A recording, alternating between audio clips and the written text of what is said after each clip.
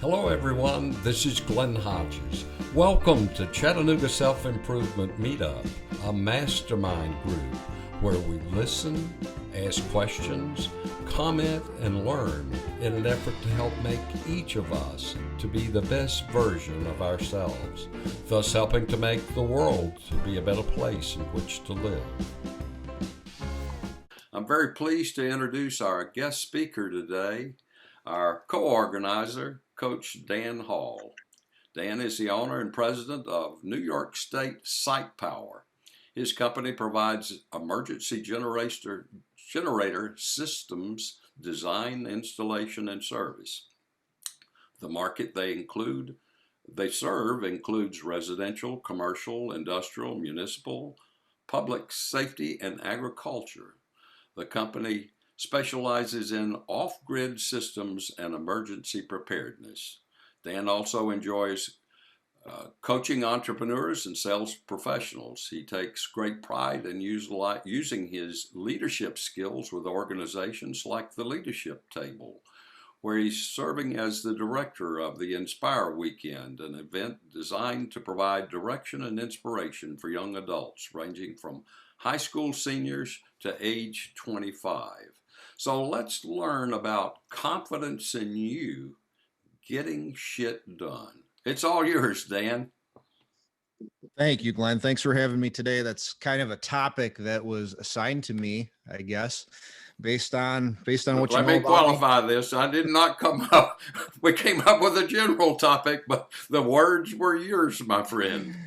All right. So today, guys, I want to be interactive, okay? And have a conversation about confidence. And I've got a screen share for you for those of you that are visual. So I'm going to do that first.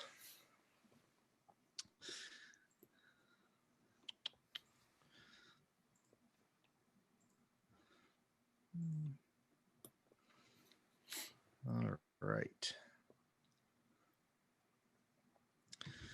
All right. So a little bit about me for those of you that may not know me. I'm a father, I'm a husband, I'm an educator, I'm a business owner. And what qualifies me to talk about confidence? Okay. Because I didn't always have it. As a kid, I was always told, like a lot of us in this group, I was told to sit down, shut up, be quiet, pay attention, do what you're told, don't ask questions. As a teenager, it was get good grades, go to school, pay attention in school, again, do what you're told, because you want to get that piece of paper and go to college and live the American dream, which is a house, 1.5 children, the dog, the white picket fence. And what I realized is I fought that throughout my childhood, throughout my teenage years. I didn't believe it. And so because of that, I challenged everything. I didn't do well in school. I got in trouble a lot. I was distracted and I questioned everything. And today I learned that those things actually served me pretty well. So when I was about 14 years old, I got brought on as an electrician, an apprentice in a commercial company, if you will. And I remember that one of the first jobs he had given me, it was a residential job. He dropped me off on the job and he said, okay, we need to install this electrical service.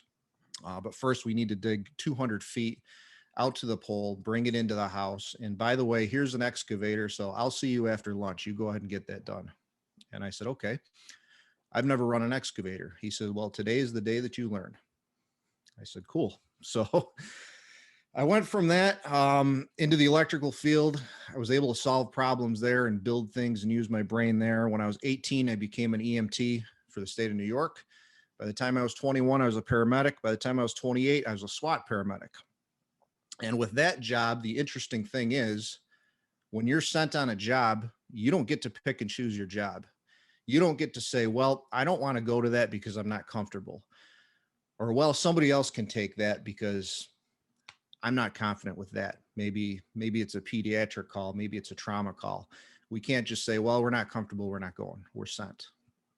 So from there, when I was 35, I was separated from my daughter's mother. One of the hardest times of my life. I nearly went bankrupt. It was a mess. And what I learned from that was when you're tossed into these things, you either figure it out or you end up depressed and frustrated, holding on to anxiety and frustration and all this crap that can ruin your life. So once again, I was dropped into a situation where it's like, all right, figure it out or fail. And same as a business owner, throughout 20 years in business, most people from the outside will look at you and they'll say, you're crazy, you're insane, you're too much, you're too intense. Why do you do this? Are you sure? Shouldn't you just be careful, be happy with what you have? But what about the risk? What if you fail? Now, don't do this, don't do that. We listened to this crap for 20 years. And at the end of this 20 years and talking with other business owners, what I've finally come to realize is those things are normal. But nobody told me that 20 years ago when I went into business. So throughout this journey, there's one thing I've realized, and that is I want to create exactly what I want. I don't want to live the typical life. I don't want to follow the typical rules where I have to get up and go to a job that I hate and go drink beer with my buddies and talk shit about my wife. And I don't want that. Yet, when we look around, so many people are happy with that.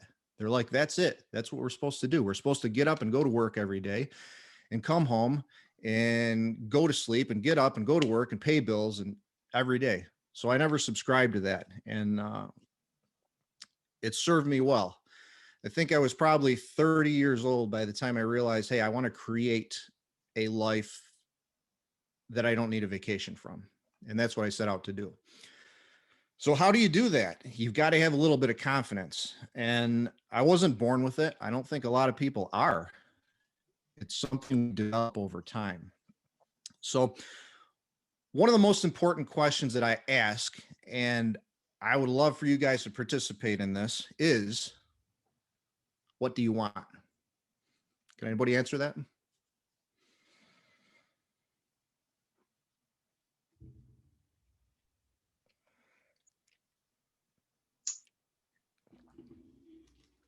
Well, I think one of the things that I want, Dan, if no one else wants to talk, which is through Chattanooga Self Improvement Meetup, is helping everyone to be the best version of themselves. Because if we do that, that has an impact on many, many people. That's just one of the things I want. Anyone The else? one thing I wanted was to make a difference. I've always been a problem solver, and it appears we have similar uh, early lives. I was born in the middle of academia. My father was a college professor, and my mother was trained to be a teacher, but she just became a mom. And by second grade, I was pretty much over it, and which was odd because my father was a college president at the time. I had to explain to him I was in school, I wanted to get a job. And so he listened, he listened. And so when I was 12, I started my job apprenticing with a sculptor. And it was pretty incisive of him. And but I've always wanted to make a difference. When I heard my mom one time when I was about 4 years old, we went to the grocery store and there was a lot of snow on the ground. This was in Toledo, Ohio. And she was complaining that the parking area was too far away from the grocery store. At that time, you didn't have shopping malls. So I immediately started thinking, well, why don't they design it where it's closer? So I went home, I started making a city out of snow and designing it where the parking was closer to the grocery store. So anyway, long story short, I've been trying to solve problems till the very much. And so that's what I want to do. And I kind of have to be self-disciplined when you're creating your own problems. Mm-hmm. Exactly. Thank you, Rick. Anyone else care to share? I'll speak up. Dan, you said something that I say all the time, which is that I want to create a life that I don't want a vacation or that I don't need a vacation from. I love to travel, so it's not that I don't want to go do things, but yeah, my goal, I'm like Rick. I love to problem solve, and I too have a tendency to create the problems so that I can solve them. Um, but I love to problem solve. I love to do that for small businesses. That is so rewarding and fun for me to figure out how to solve a problem. But I'm also trying to build a business that works for my family instead of my family constantly putting in to the business in a way that's draining. So, Mhm. and that's this week I get to train my 12-year-old to do some social media stuff, and it's Right. pretty cool to get to train her to do those sorts of things instead of you know, just always school, school, school. Anyway, so Right. that's where I'm aiming, Dan. Good. Good. Outstanding. Thank you, Becky. So we're in a group here that isn't afraid to answer that question. Yet that is one of the hardest questions I ask when I coach. I sit down, I say, "What do you want?" People say, "Well, I want freedom." Okay, cool. What does that look like? And the more I ask why, the more confused they get. So part of confidence, I believe, is getting really, really clear on what it is that you want. People say, "Well, I want money. I don't want to have to worry about money." Okay. What's the number? Well, I don't know. Well, if you don't know, how can you get there? Makes sense. So let's see how this ties into confidence, and let's dig in. So the title, How to Get Shit Done and Create Exactly What You Want, Confidence in You. And that picture there is interesting because that was last year. It was taken at about 1 o'clock in the morning. And I was on a program called 75 Hard. It requires 2 workouts a day. One of them has to be outside. So at the end of the day, I get home about 11:30. I spend a little time grabbing something to eat and wrapping up. And I said, "You know what? I haven't done my outdoor workout." And my wife says, "Well, you're not going to do it now." And I said, "Yep, actually I am. So I'll see you in a little bit." She says, "It's raining out and there's thunder and there's lightning." I says, "You're right. Whatever. We're going to do it. No excuses."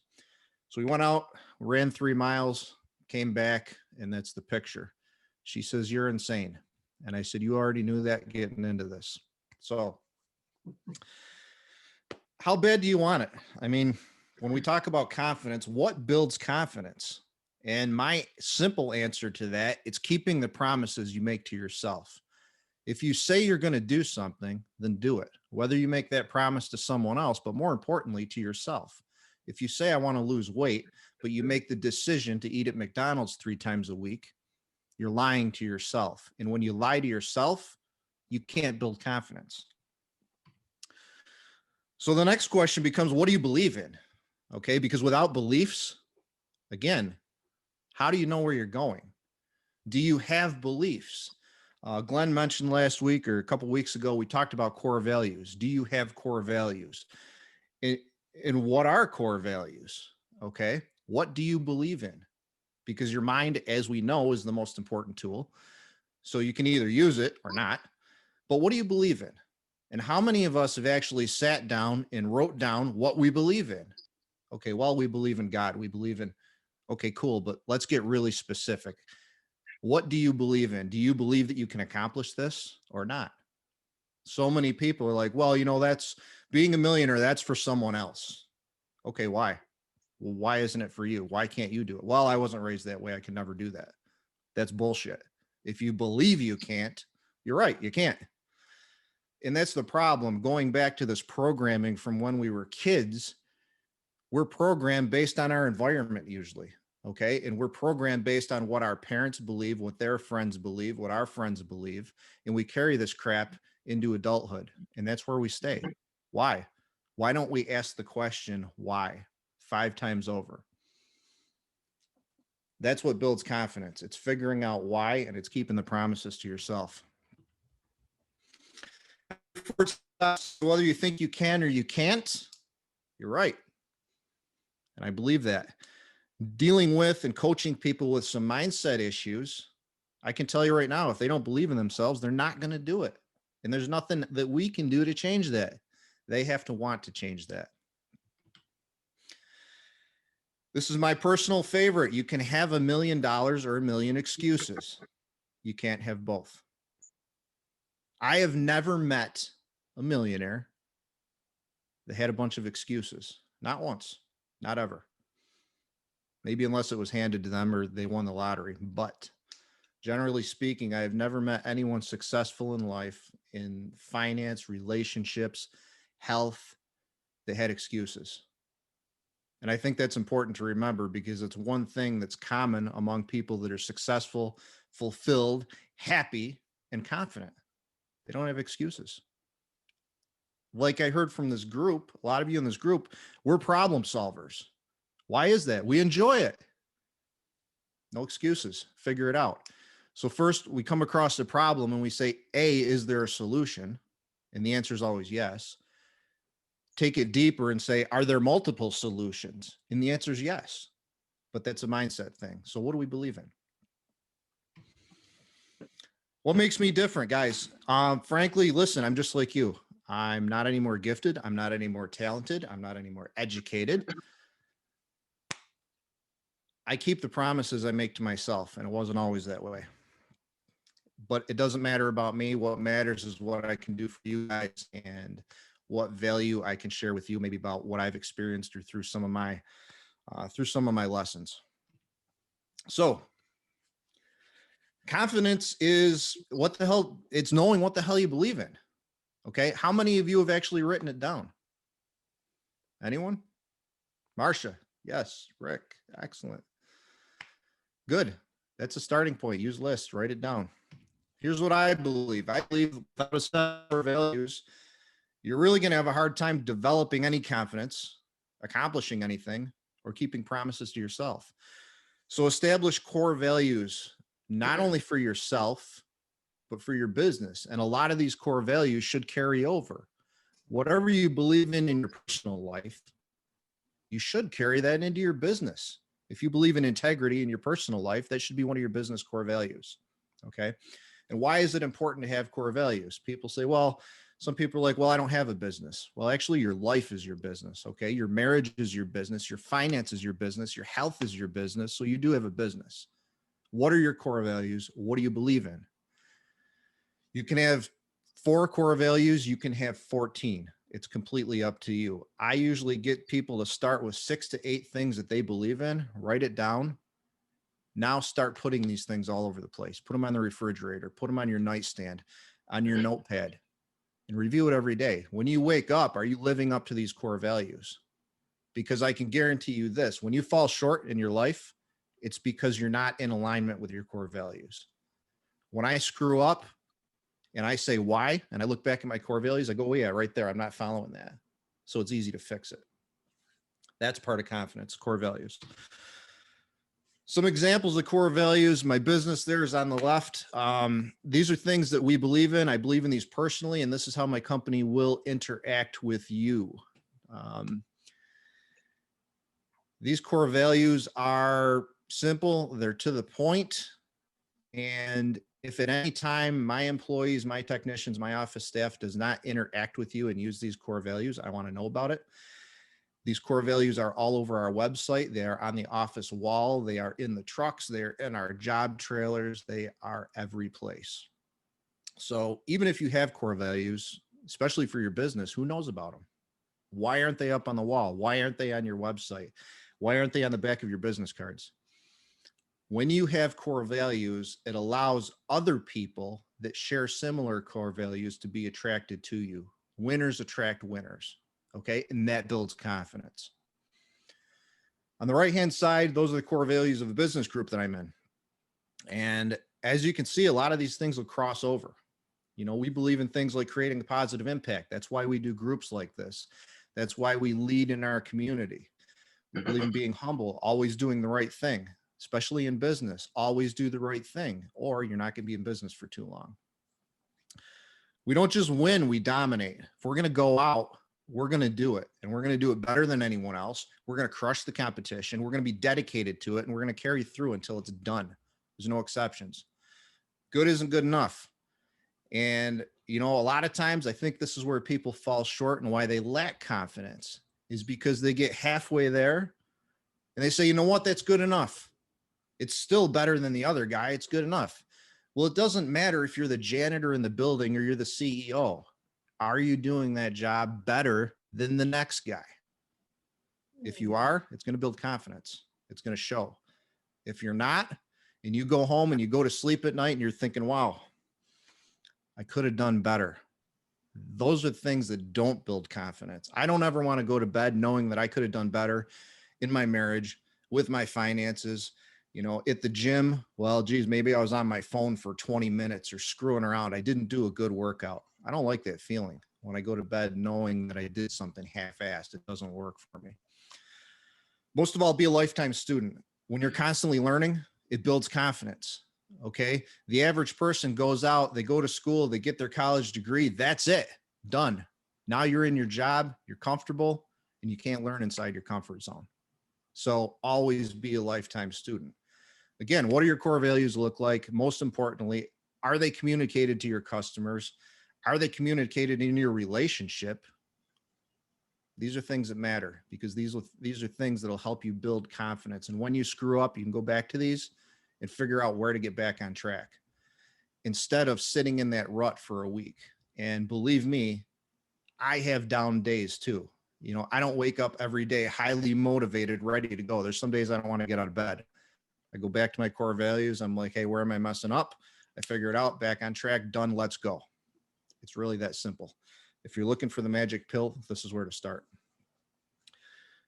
Do you guys, how many of you have core values?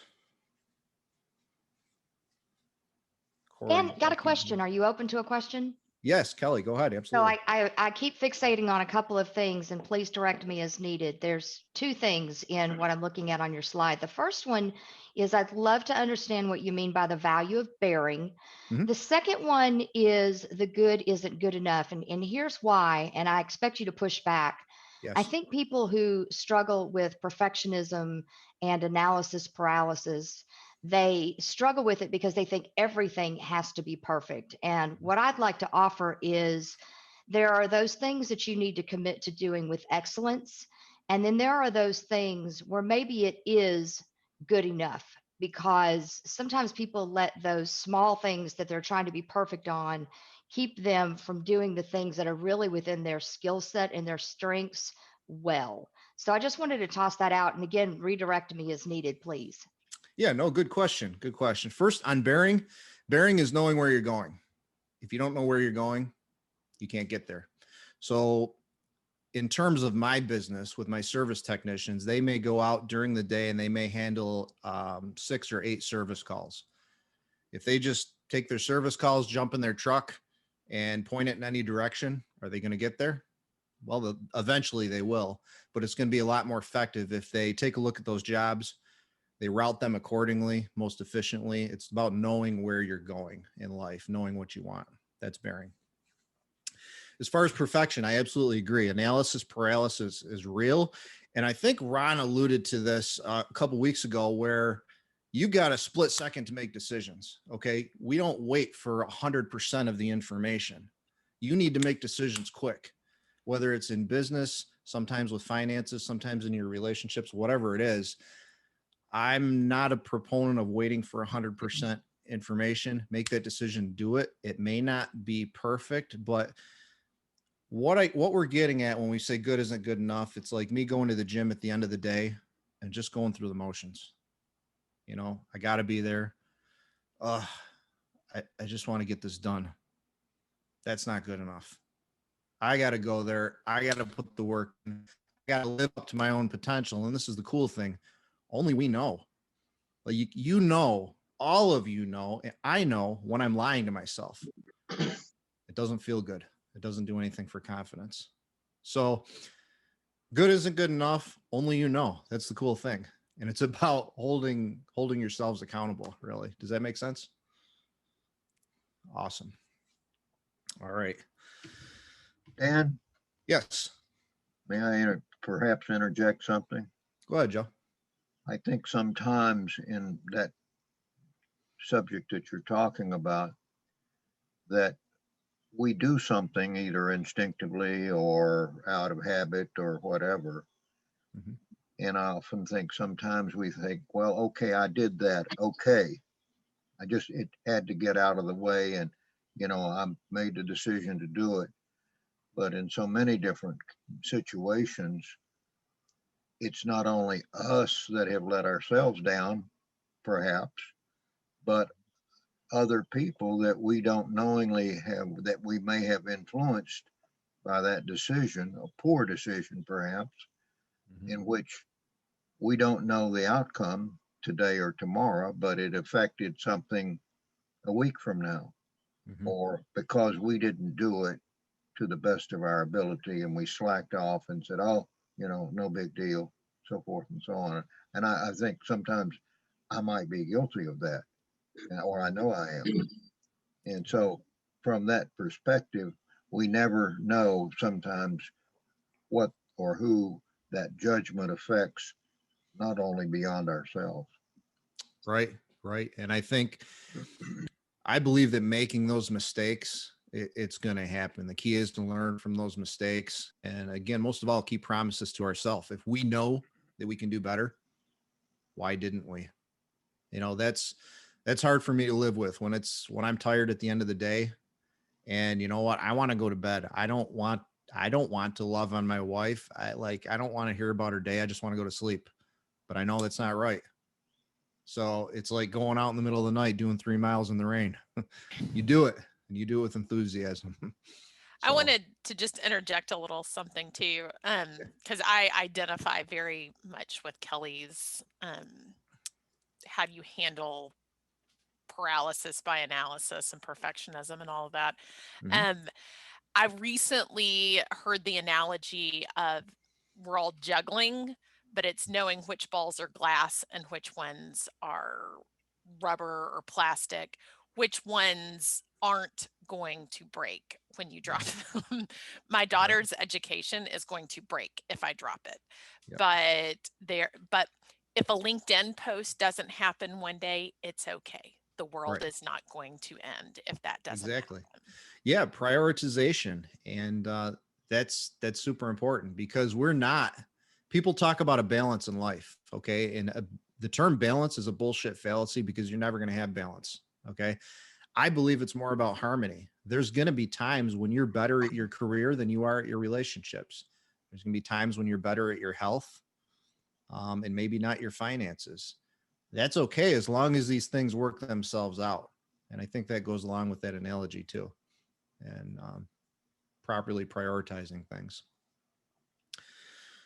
So if you want to build confidence, the next thing is you want to know where you're going. And that we go back to bearing. That's one of my core values. You need to know where you're going and what you want to achieve. Okay. If you don't define it, how can you get there? And that may be a health goal. It may be money. It may be building a business. But how laser focused are you on that outcome? And have you defined it? Like I said, people, oftentimes are like, well, I want to have a lot of money. I want to have financial freedom. Okay. What does that look like? What's the number? Okay. If we don't know it, how can we get there? We can't say, okay, we want to retire with 10 million or 500,000, whatever the number is. And then just go through the day, go through the month, through the week, through the year. And next year you're like, hey, yeah, I still want to retire with 10 million, but I'm no closer to that goal. And that's what happens a lot. So you want to know where you're headed and define it.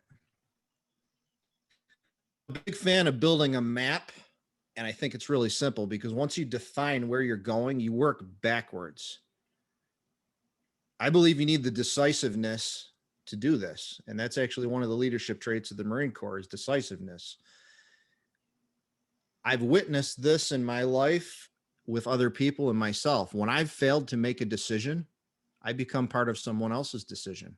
I don't like that feeling. If you want to create exactly what you want, you're going to want to make the decision before somebody else makes it for you. And again, make that on 70% of the information. Don't wait for 100. You got to take what's in front of you, do your best, and then roll with it. Sometimes it'll be the right decision. Sometimes it won't. If it's not, do your best to make it right and learn from it. And I think that's one of the things that actually lends to a lot of my confidence, is I'm not afraid to fail. I'm not afraid to jump in. I'm not afraid to make a decision. And I know it's not always going to be right, but it doesn't stop me from moving forward and making that decision. Quick example, again, set the target. And I use money a lot because it's measurable. Okay. Numbers are measurable. The entire universe runs on math and numbers. So how to make a million. First question I ask is there $1 million out there? The answer is yes. Okay. Is there a way to make $1 million? The answer is yes. Is there multiple ways to make $1 million? The answer is yes. Okay. So what are we waiting for? Well, my parents only said I could make, 60,000 a year and I was supposed to be happy. Okay, cool. But what do you want? Back to the original question. What do you want? Because if you don't know, you're going to have a hard time developing confidence. Well, I can't make $1 million because my parents never did. Bullshit. Here's how to make $1 million. There's a ton of different ways to do it right here on the screen. This is simple. And but. No, lose the excuses. If you want that target, you will find a way to get it. So what you do is you break that down. Okay, 1 year, I want to make $1 million. Here's a bunch of ways to do it. You break it down into monthly tasks, weekly tasks, daily tasks, and even hourly. How much do you need to make an hour to make $1 million? The math is simple. Do the math. And this is the same with any goal, whether it's weight loss, finances, in your relationship. Again, what do you want? What is the end result that you want? Because it's not going to happen overnight. And this is where most people give up. We live in this society where it has to happen. We want it right now. We want it overnight. We can jump on Amazon and have it here in a day. Why can't we have that? Well, because the real world works like this. You figure out where you're going and you put the work in over time consistently. So consistency is doing the work every single day, doing those tasks every single day. It's getting your shit together. Okay. We wake up in the morning and we're like, well, you know what? We should probably do A, B, and C, but I don't feel like B and C. So I'm going to do A. That's good enough. And then 6 months from now, we're like, well, why don't we have what we want? Well, it's because you skipped the 2 steps. That's why. And it's really this simple. What are you doing daily to get closer to your goals? With every single decision you make, whether it's a phone call, an email, a LinkedIn post, whatever it is that decision getting you closer to your goals or further away? And if it's getting you further away, then you don't do it. That's the filter right there. Hey, Dan, you want to grab lunch today so we can, we can talk about saving the elephants in Australia. Okay, well, that's cool. I'd love to do lunch, but right now, today, saving the elephants in Australia is not on my priority list. So the answer is no. I'm going to have to focus on something else. Keeping promises to yourself, executing daily on a small little task, whether it's brushing your teeth, making your bed, those little tiny tasks add up. Tomorrow is this land of broken dreams, failed attempts, maybes. I'll think about it. Get rid of the word tomorrow out of your vocabulary. If it's worth doing, do it today, do it now. Well, I'll make the call after lunch. No, do it now. Why not do it now? Well, it's really intimidating. Make that call. I don't want to make that cold call. I don't want to talk to that person. Okay, cool. But you know what? If you don't do it, the answer is still no. But if you call them, you might get a yes. And quite frankly, if you get 1,000 no's, if you've been told no 1,000 times, 10,000 times, guess what? There comes a point where you don't care anymore. You're just going to make the call. It builds confidence. So being told no, being challenged, failing, all these things build confidence, but they're counterintuitive to what we do as humans. So how do we win? We jump in and we do it and we fail, but it's uncomfortable. It's supposed to be. What can you do to help you execute daily? Use lists. I'm sure a lot of you probably use lists. I do. It works. I focus on 3 to 5 very specific things that I need to do every single day to get me closer to my goals. And those 3 to 5 things are not goals. They are tasks. They are call Ron about learning how to make decisions as a fighter pilot. They are call Glenn, learn about coaching. Maybe the third thing is go to the gym because I need to lose weight. 3 to 5 very specific tasks every day. Intentionally scheduling your time. What does that mean? It means Sunday night. Okay, what does your week look like? Do you have your week planned out? Do you know what you got to do Monday morning, Tuesday, Wednesday, Thursday? What does your week look like? Do you take the time to plan that out on Sunday night? Or do you just wake up Monday morning and say, well, okay, I think, here's a few things I got to do. Are you organized about it? Or are you intentional? Or do you just kind of go with the flow? Because when you're intentional and you know what has to be done, you know what to execute on, and you can do that. That builds confidence. Every little win builds confidence. Time management is huge. How do you manage your time? Again, do you take time to plan things out? And nothing's going to go as planned. That's the cool thing. You leave this thing called margin in there for unexpected things that pop up, to take care of issues that arise, whatever the case may be. How do you manage your time? Is it effective or not? Are you spending a lot of time on social during the day when you know you should be doing something else? These are all questions we have to ask ourselves and then not lie to ourselves. Back to consistency. Again, we're going to execute every day, but what happens when we take a couple of weeks off? We take 3 weeks off. You know what happens? Frankly, you start back from the beginning. Think about if you want to do a podcast, okay?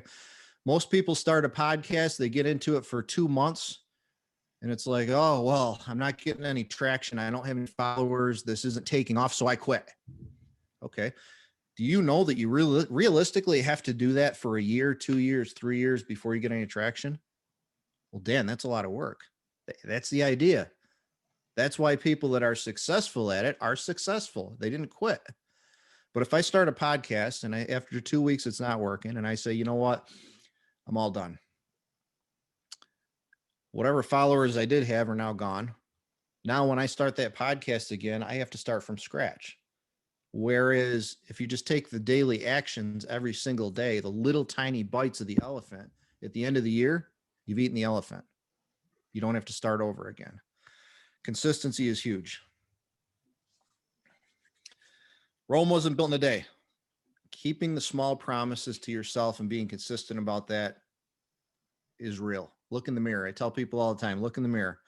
Instead of blaming your wife or your husband that you didn't do this or you didn't have time for that, or, the dog got sick, or instead of making excuses, look in the mirror and ask yourself, what is your priority? Okay.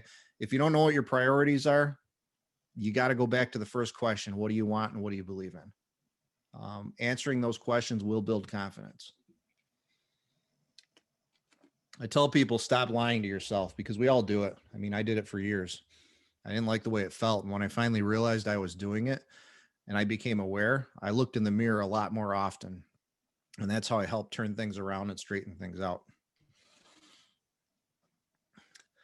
One of the most important things I feel that I've learned is confidence comes from hanging with the right crowd, with the right people. Who is your group? Well, we're the average of the 5, blah, blah, blah. Yeah, we all know that. But realistically, what's your goal? What do you want? We'll go back to money. Do you want to be a millionaire? Okay, go hang out with 4 or 5 other millionaires. Guess who's going to be next? It will be you. Why is that? Because those people know what to do to get there. It's that simple. Do what they did. We don't need to reinvent the wheel. We don't need to say, well, I can't do it because it's not me. My parents didn't tell me I could. No, you can. Go hang out with people that have done it. Go hang out with people that are healthy. Go hang out with people that have good habits. Go hang out with people that actually think and use their brains. Hang out with lifetime students. These things matter. Okay. And this is what will take you from successful to ultra successful. When I was young, I did pretty well financially. I did pretty well in business. I thought, hey, this is it. Cool. I got it.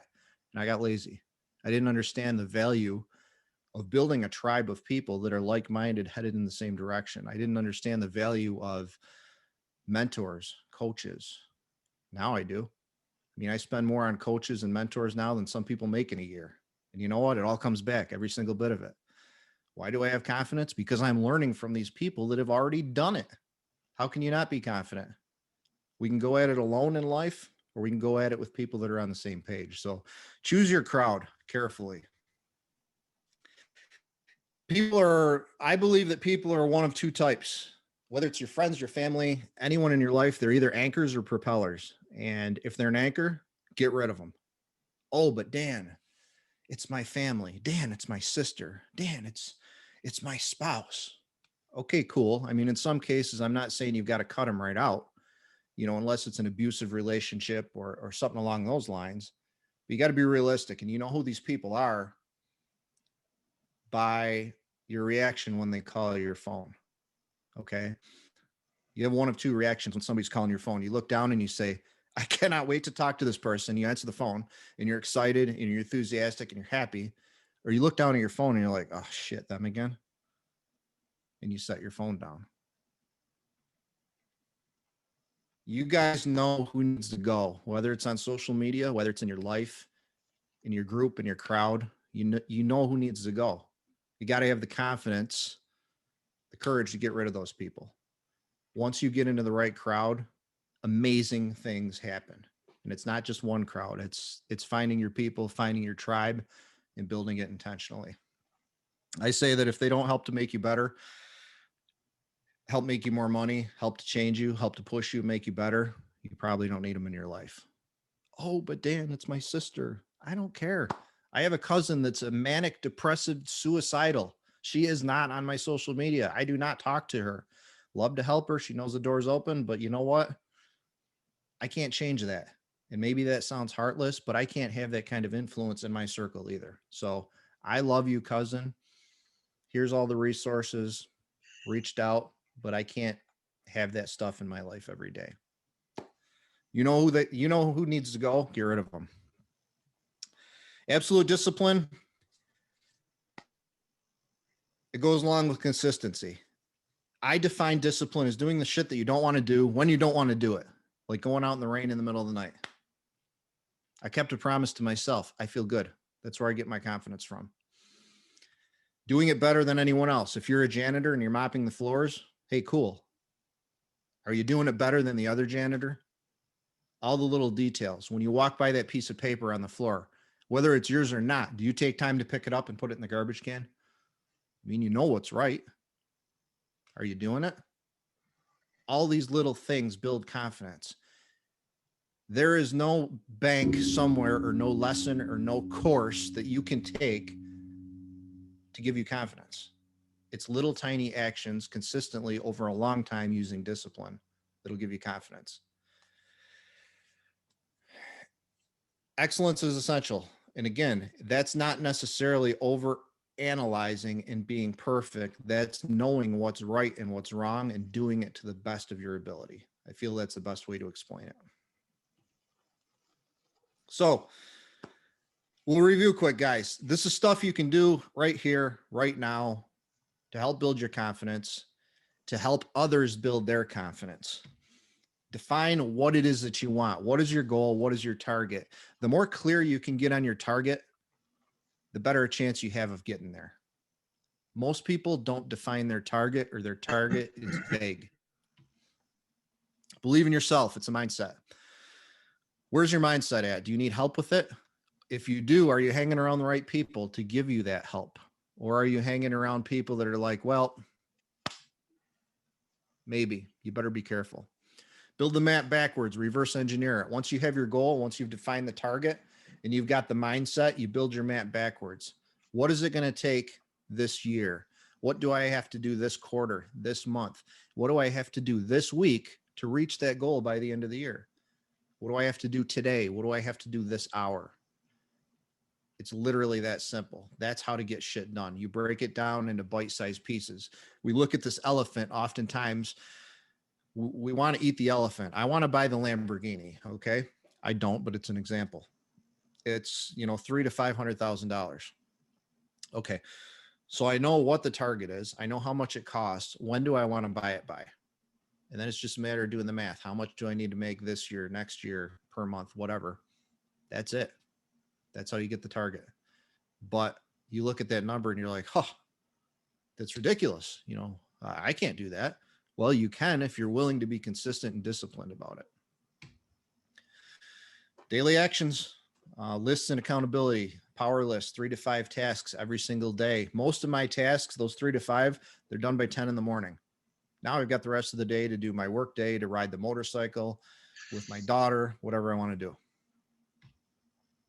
Consistency, keeping promises to yourself and doing it consistently.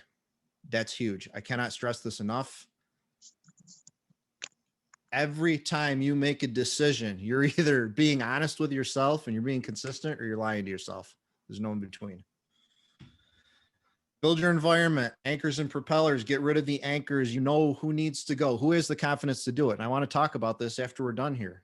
Who's got the confidence to do it, or who's going to be like, I want to hear all the excuses, because we're going to get rid of them.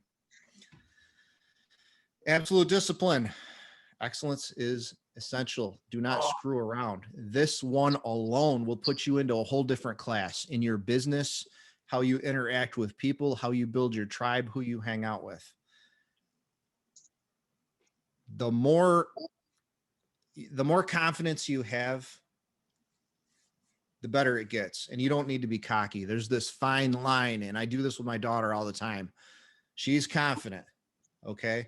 And sometimes she's cocky. And like, she goes to a karate tournament, right? And it's funny because she takes a whole bunch of wins and she's really, really good. And then I put her in open weight, open class, and she's fighting some girl 4 years older than her that outweighs her by twice, who has hands the size of catcher's mitts. When they hit my daughter, like, my daughter's like, oh, you know, she gets pounded. And it's cool because it's humbling. She's like, Dad, I got my ass beat. I'm like, yeah, you did. I go, what do you think of that? She's like, that sucked. I go, it's supposed to. That's the lesson, though, okay? You're at the top of your game over here, but dude, you got to be humbled sometime, all right? Get out there and do your best, but you're still going to get humbled by people that know more than you. So hang out with people that know more than you. I want to be the dumbest dude in the room every single time. I don't know it all. I am confident. I am not cocky. I love to learn, and do your best all the time. So here's the spiritual side of it, and then I'm going to wrap things up quickly. This is the fruity spiritual side. How do you accomplish anything? And this is real. I believe that the universe gives us what we get, what we give. In other words, we need to give first before we get.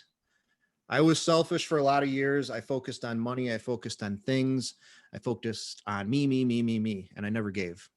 And I was moderately successful with that, but I was pissed off and I was miserable. So then I learned this: solve people's problems, put other people first, let my actions speak. Words don't mean a whole lot to me. I watch people's actions all the time. They tell a story. If you do these things consistently over a period of time, you're going to win, okay?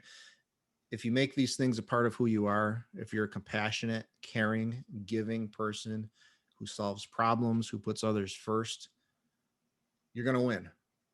You will literally never have to worry about achieving anything if you just do what's right.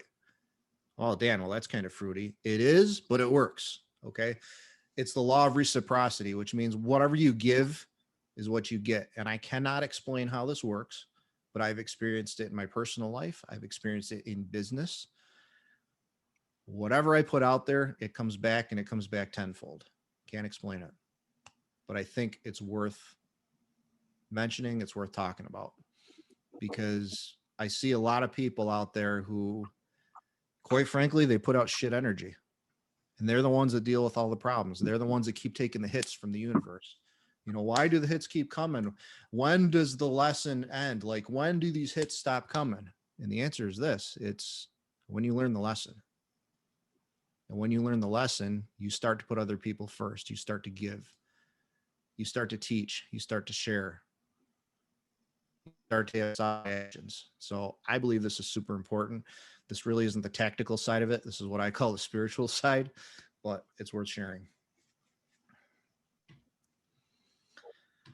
There you go, guys. I love you. I hope you took some kind of value from this. I know that I talk quick and I'm pretty fast through this. A lot of things to me are black and white, because I believe that after living through a lot of this and the lessons I've learned, I've kind of learned what works and what doesn't, but I'm still open to learning from everyone. So I hope you guys are the same way. Powerful message there, Dan. Thank you so much. I don't think that there's anyone I challenge If there's anyone on this program today that didn't pick up something that they might could implement in their life, in their daily mode of operation. Corey Green, I bet you have a comment about this. Well, there's so many different things I took from it. The core values I've always have had. I have a friend that has his core values, which is discipline, integrity, and excellence. But it also spells die. Also, what I gathered, Dan, is that you're an all or nothing kind of guy, like myself. You either do it or you don't do it, and you don't do anything halfway. And when you do that over a long period of time, you become very successful. And actions do speak louder than words. And, you're right. A lot of people say one thing and do another. But I think what's important is that for myself is sometimes I'll say things I'm going to do before I do them. And I do that to motivate my own self to get it done. Because I want to say and do what I'm going to do. And then people will become believers out of you because of that. And you just got to keep on that onward and upward road. How's that, Glenn? I think that's awesome. And I think that what you have accomplished with your new facility there exemplifies how much you believe in setting goals and following through, no matter how much, to use Dan's term, shit falls in your path. You didn't let COVID stop you. So what did you do? Mm-hmm. Well, I think the first thing before COVID was knowing that there was an opportunity and I had to get out of my comfort zone. And my wife was scared. And she asked me if I had prayed about what I was about to do. And I said, yes. And she goes, well, what is God saying? And I said, he's telling me, go, go, go. And then I moved right before the virus. And of course I had to close and everything fell into place though, because I took the risk. And the building owner of this facility saw that I was taking the risk, but I was also keeping my communication open with him. I didn't just like hunker down and not say anything. I kept him in the loop. And because of that, he came back and said, because you're the kind of person that will communicate with us, you're the kind of person we want to have as a tenant. So because you're doing that, we're going to work with you. And I'll tell you what, if I was in the old place, the old location, they were based out of New York, and I wouldn't have made it. So it was a calculated risk, believing in myself, knowing what I had, and willing to take that extra step outside my comfort zone to make it all happen. I told my wife last night that we're finally going to see the fruits of our labor. And you have to do other things on the side, other multiple avenues of income streams to make things work sometimes. And what's happening is what I'm doing now, my main business is taking off. But when it was down, I went to another business that was taking off.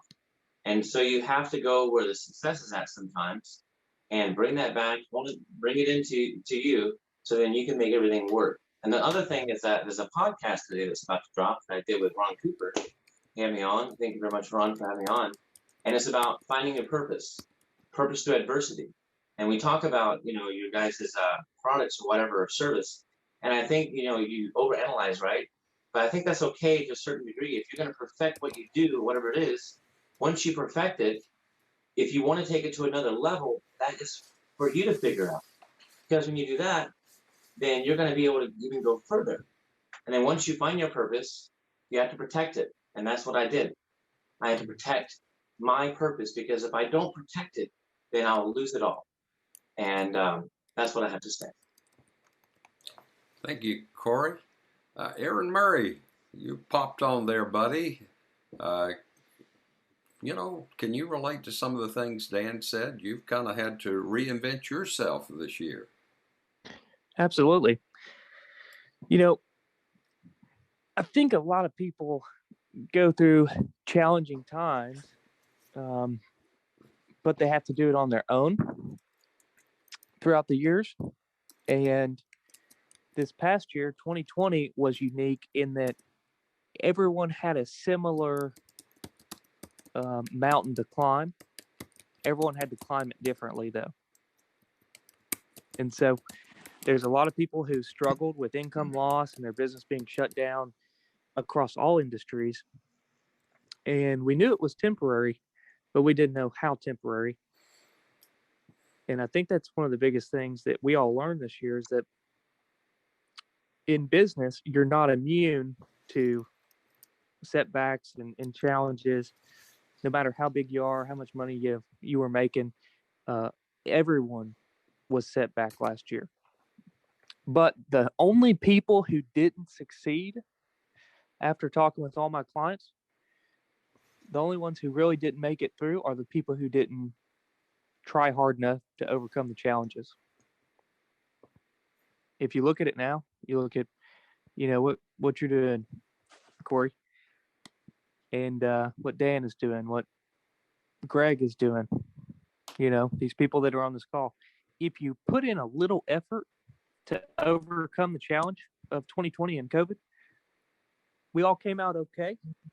We learned a few lessons, and everyone is hopeful about this year. But of the businesses I know that closed, clients that closed, a lot of them closed because they gave up. And I think that's a really important lesson that we all could learn this year is that, personal life or business life, or if you have an employer, it doesn't matter. If you're willing to put in the effort and just not give up and try to recreate the problem, try to go around the problem, come up with a better solution and not sit idle, you may not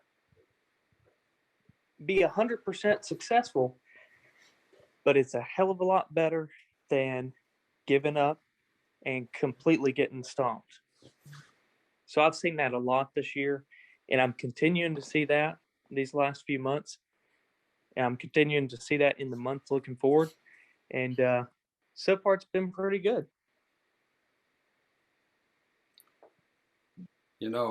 I think we'll see so many businesses grow during this COVID time. And I think back about, I shared a story with a few of you that were, when we were meeting live at the Edney, about the business that I had built starting in 1984, operated it for over 25 years. But my excuse was I closed the business because I'd lost so much money during the worst economic downturn since the Great Depression. But for those of you that were there, you know the rest of the story. I had deviated from my core values.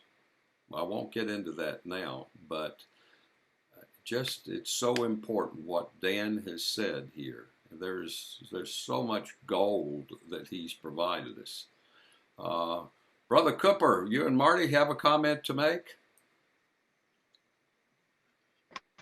Thank you, Glenn. Dan, I resonate with everything you say, and I think you know that. I want to ask you, Dan, in an early life, you and I did not have confidence.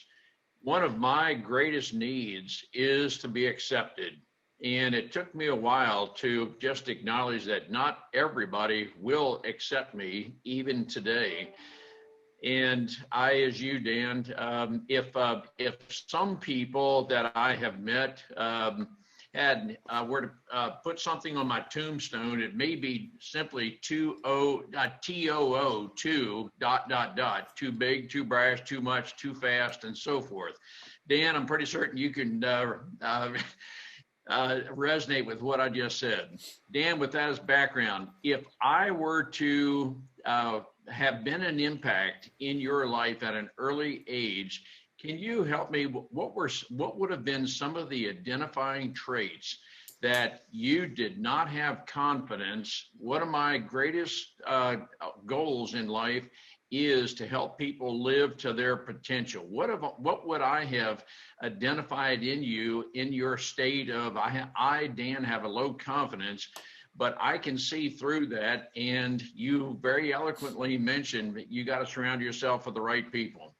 I want to feature you on our Overcomers Overcoming broadcast, Dan. I'll get with you later about that. But how could I have identified early in your life that working with you would be a good investment? Very great question, Ron. I believe that we all want to be accepted. Every single one of us, you know, in life and business, in what we do, we want acceptance. We want to be supported. That's a human need. And my parents they were hard workers, but they were alcoholics. I didn't have a whole lot of love. My grandparents were great influences, so I kind of skip a generation in the way I was raised. Gramp was always in business. He had a small town hardware store, and I learned how to do things on a handshake. I learned how to be social. I learned how to ask questions. People saw that in me. And when that electrician brought me on at 14 years old, he said to me, he says, "Hey, I understand you're interested in this, and I'd like to bring you on." And I was like, "Well, how come?" He says, "Because you have potential." Well, I didn't know that. You know, nobody ever told me I had potential, that I was intelligent, that I was smart, none of this stuff. And he brought me on, and I would have worked for free. Okay. He started me out way back in the day at like $10 an hour. I was ecstatic. Okay. So he saw some kind of potential, but that was only because I was in the community. I would ask questions. I was not confident. So I would seek out the men and women in the community that knew what they were doing. And I would ask questions, and I would be bold, even though that wasn't really me. I was an introvert when I was younger, and I still am today. People are like, "No, that's insane." No, I would ask questions. And I think when these older men and women saw this young kid asking good questions, they were like, "Wait a minute, there's something there." So they poured into me. And I always appreciated that, and I always respected that. And even then I understood. I was like, wow, you know, the power of just asking. The answers are always going to be no if you don't ask. Yet so many of us are afraid to ask a question because what if Ron doesn't like how I think? What if maybe you know, he's not going to like me if I ask this question? Okay. And I think we all struggle with that. We want to be liked, we want to be loved. But at some point in my life I realized, you know what, I don't give a shit what you think. I don't care what anyone thinks. I'm going to be true to myself and my core values. And I learned that when I am that, and I stop trying to impress everyone else, I'm going to attract like-minded people. When I want to win, when I put out great energy, I'm going to attract like people. And then the people that hate me, the people that don't like success, the people that are jealous, they're just going to fall off the earth. I'll help anyone. I love everyone. I love people. But I think when we put out great energy, then that's what we get in return. So I don't know if that answers the question directly or indirectly, but put out great energy and people are going to be attracted to you. It does, Dan, and I'm not going to dominate, but I'm going to say also that we will frequently find that which we look for. In other words, if I'm looking for the positive in Dan, I'm probably going to find it. And I may have to go through some outward crusty stuff, but if I'm looking for the positive, I'll find it. And I have found that to be true with a lot of people. Dan, I just admire what you have gone through, what you have become. And I frequently say with Marty and all of us, the best is yet to come, because I'm going to just add on a little bit to Kelly's question. Yeah, good.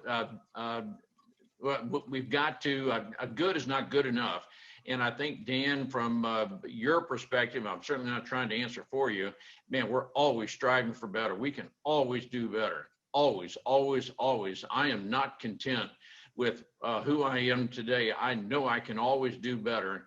And that is a mindset. That is an attitude. That's a part of the military mindset. Nobody is going to keep me and you and us from arriving at a God-ordained goal. So, Dan, good on you. Amen. Thank you, Ron. Anyone else, jump in here. Don't wait on me to call you. This is a free-flowing mastermind. Becky. I've, of course, always got something to say. When I was in school studying engineering, we had certain electives we were supposed to take, but we didn't have to. And so in lieu of technical writing, I took deviant sociology. Because that makes all the sense in the world. But really what you learn in deviant sociology is it's just like normal sociology. It's just that what becomes normalized behavior is the deviant behavior, the what we consider in normal society to be deviant behavior, drug use, anything like, those sorts of things. And so, but it's just what Dan's talking about with the propellers and the anchors. You become who you surround yourself with, and you're making those choices every single day. And I think about this with my husband all the time. My husband, he's the classic, like, why would I be afraid? They should be afraid of me. Like, that is who he is deep within him.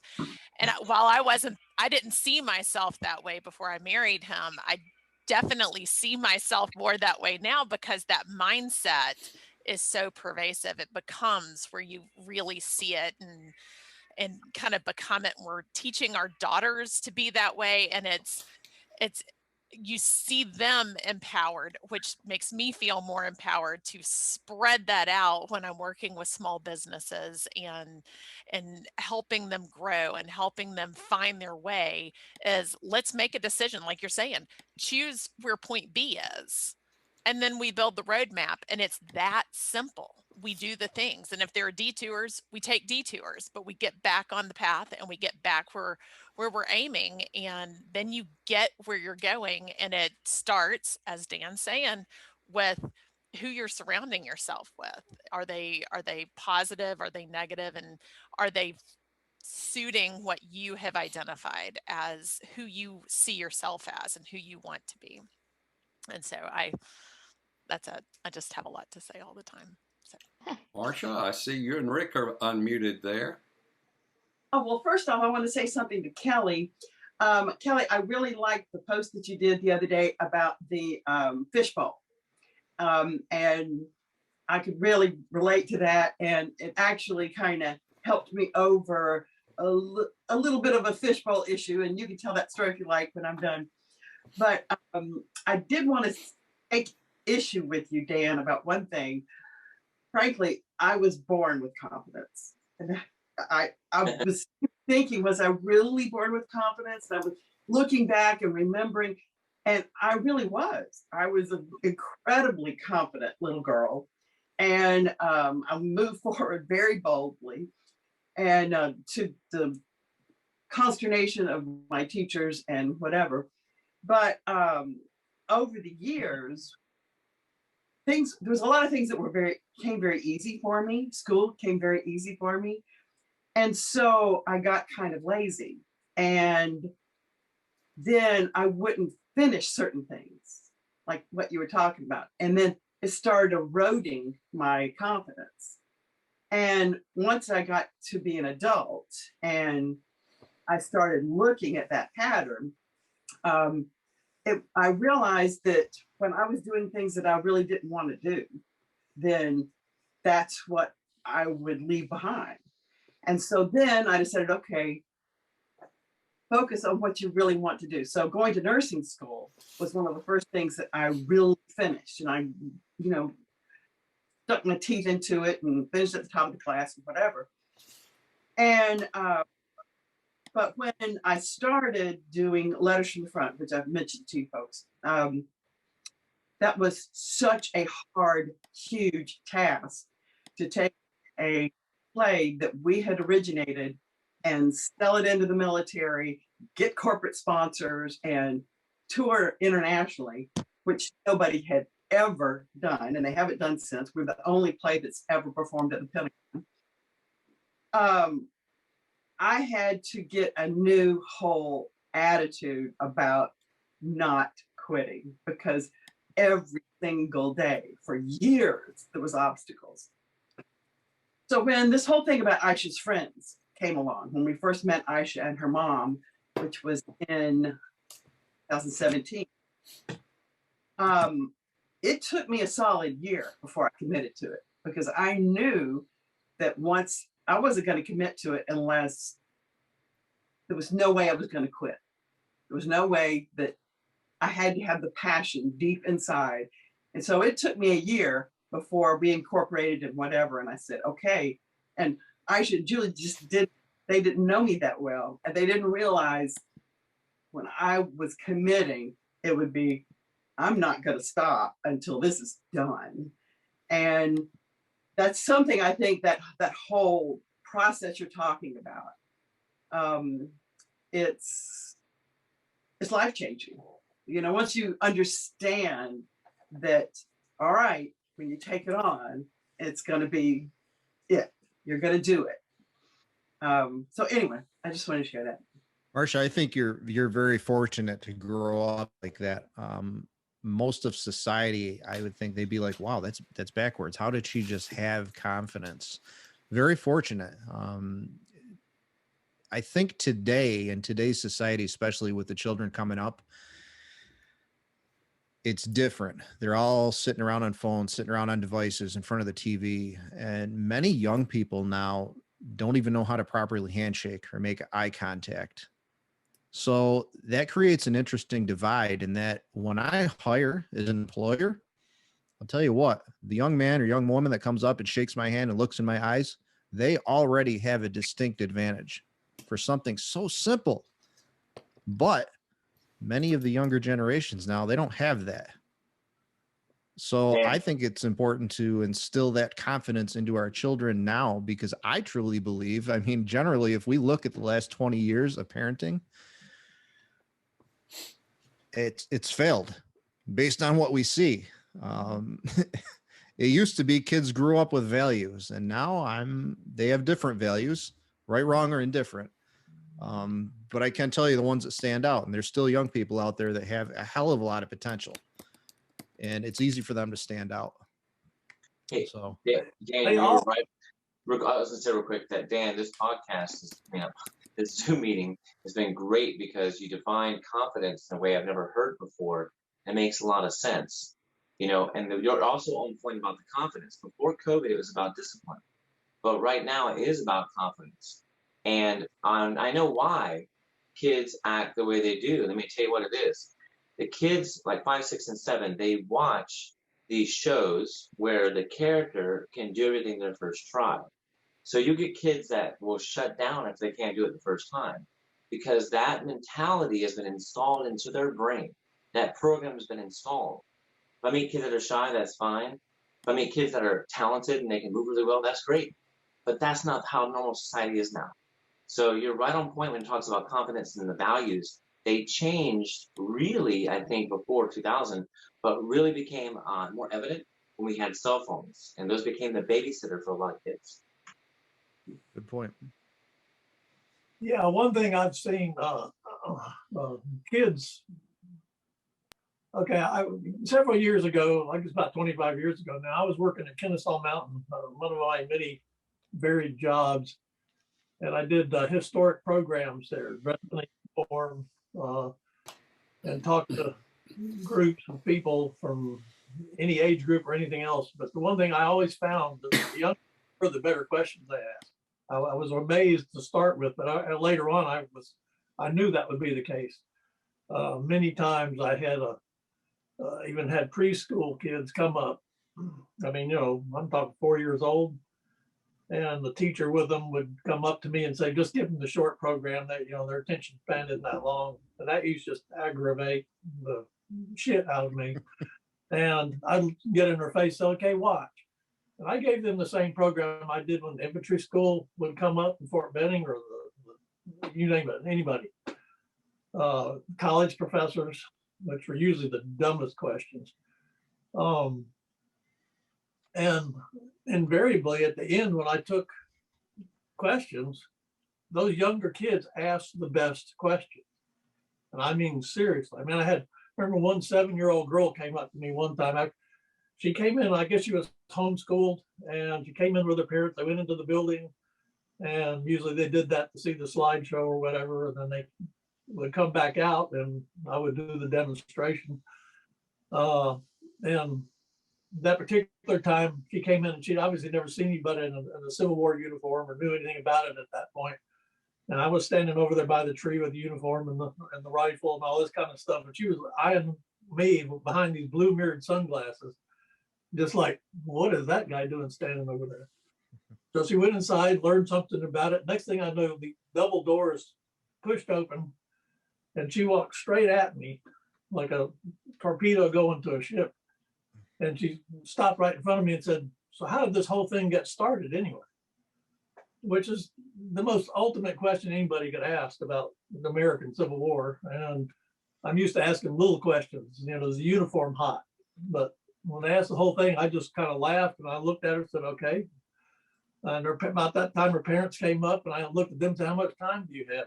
They said, plenty of time. It's okay, we'll sit down. And I basically sat down with this one kid and came up with not a down version, but I knew she didn't have several years. Right, basically got the point across. And the thing I loved about that was this shows that particularly at that age, they want to know. And what I was sitting here just a minute ago, they go, well, I want to make a statement that, to what we're talking about, how education is important. And sometimes, I've always liked education. The school system I hadn't always liked because I don't think they're compatible a lot of times, particularly now, but that's another story. But I'm putting out a challenge to us. How can we set up something? We go to these meetings where you have older folks and you talk about improving yourself. How can we get a mindset, set up an organization where we can actually get to kids and get their mindset to where they have not just confidence? Because a lot of times for me, I'll take on a job I've never done before. And the reason I'm willing to is because I've done that before. It's not because I'm confident, because I have the knowledge to do that job. Sometimes that's the case. But sometimes I take on something I hadn't done before because I know I can learn and do that job. I know it's within the realm. So wouldn't it be neat if sometime we could all get together or somehow and put together some kind of program where we could get kids together and start teaching them that it's really good to have a different point of view, or at least know a different point of view. And Well, you brought up a good point. There is a program that I started a long time ago called Alaskan Young Marines. That still exists today. It's a military type program where you have kids aged 8 to 18 still disciplined, manners. They had something like this here in Chattanooga, but they don't have it anymore. It got dissolved because of just bad planning and whatnot. But the Inspire Weekend, which Dan's part of, which I'm part of, which is Glenn's part of, is a great program as well for the older teens. But I want to mention one more thing. You guys we haven't talked about this. We can't go to the Edney building and meet because they have a capacity limit of like 5 people. But Glenn came to my facility, and I've decided if you guys want to meet at my place, we can do it as soon as 2 weeks if you want. We got everything here we need. We got technology, we got bathrooms, we got plenty of room, and no one's gotten COVID here. And I've been fully open since July 15th. So instead of waiting for some other facility to tell us what we can do, I'm the kind of person like Dan and Glenn, just take action and meet at my facility until that opens. Is everyone interested in doing that? The ones that are comfortable to meet? Or if you want to keep Zooming, we can still do that. But there's some people that want to physically meet, like myself, and see people face to face. So I just want to put that out there so everyone knows I'm serious about it. Corey, I would love that. Excuse me. And then we can Zoom with the rest of the folks that can't make it, Absolutely. That would be great. We'd love that. Count us in. Who else locally feels comfortable in meeting in person? We've got me, we've got Rick, Marcia, Corey. Anyone else locally feel comfortable in meeting in person? Would you all do this during the week or the weekend? No, it would be our regular time. Our regular meeting? Okay, Yep. Thank you. But we're looking at maybe doing kind of a special get together that maybe we could plan a little bit in advance, where we could include those people from out of town that could conveniently travel. We'd kind of make it maybe more of a social thing, but that's right. all up in the air. If anybody's got an idea, just share it with us. Now that's something I could get to, but I got to keep zooming as long as I got a 6-year-old learning in the hallway. Well, would you feel comfortable in meeting at maybe an after hours time, Becky, for a social event? Yes, yeah, for sure. Yeah. I think Try to we make something looked like at, I think you said Fridays after 7:30, the facility's completely vacant, correct, Corey? That's right. That's correct. So we could look at maybe doing something on a Friday. And I had thought that, we could include spouses, but I think that maybe I had planned on having everyone up to the house before COVID hit because we were meeting regularly and we could invite spouses, but it's been so long since we've been together in person. If we brought spouses, I think we'd spend more of our time trying to make sure our spouse was included and we wouldn't have the camaraderie that we would otherwise. So my suggestion is that we just have our members rather than spouses for our first social gathering. Any thoughts on that? Well, folks, it's about 9:28. If anybody else has a burning desire to jump in, I'd like to notice, let's see, is Daryl McNeil still with us? He's a newcomer today. He's all the way from Atlanta, Georgia. Not as far as some of you, but he's one of my most southern one here in the States. I think maybe Daryl is off, but he was with us for a little while. Hopefully he'll be with us more frequently. Anyone else? We got 2 minutes. Anyone with a burning desire to ask Dan a question or make a comment? And I just want to say thank you, because a lot of what you said, I can get really excited about. There were 2 things you mentioned, and I'm leading a Bible study on Saturday mornings with a small group of women.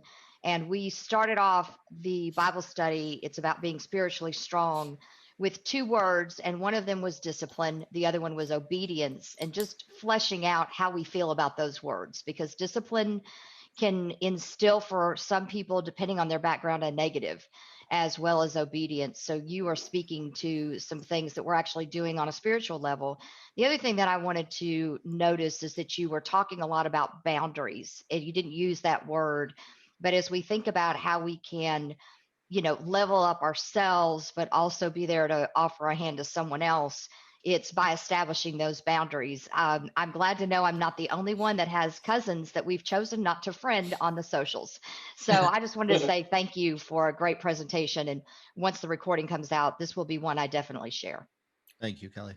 And I'll try to get it out. I need to get the recording from Ron Cooper's last talk, Fighter Pilot Mindset Part 2. I'll try to get both those out in the next day or 2. Our time is up. I'm going to have to leave, but for those that are familiar with what we've been doing, after I stop the recording, we kind of compare this to when we're meeting in person and we have a speaker. Everyone wants to go up and say hi to the speaker and maybe ask one more question. So that'll be your opportunity to do it. So I'll let Dan close it down. I'll end the recording in a few minutes, and I just want to tell each and every one of you how much I love you, how much I appreciate you, how much I learn from each and every one of you. And remember, folks, your day will be just as good as you visualize it. I love you, and I'm out of here. Thanks, Glenn.